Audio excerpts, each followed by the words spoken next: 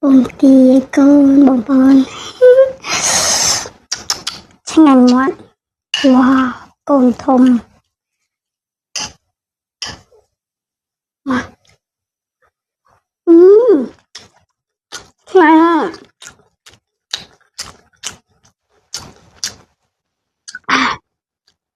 Hai bồng bồn gì chắc ngành con mà cô nào bồng bồn thùng mà con thùng hiên nhà mấy ngon bồng bồn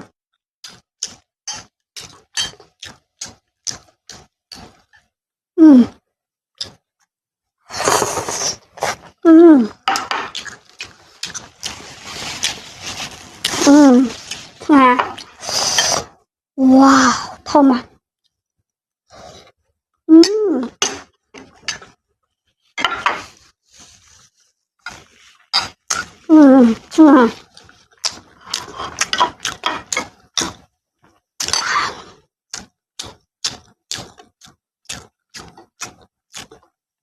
à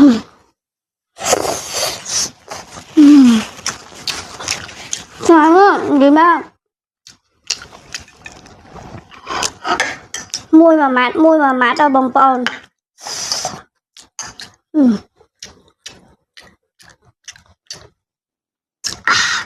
nghe mấy mùi mà mát đừng để chinh ngành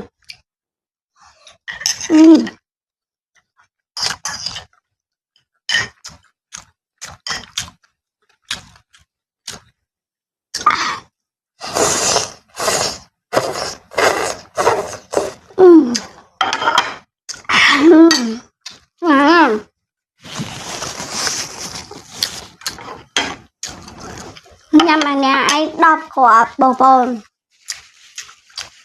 ngon thật thì người tay khai bồng bồn người tay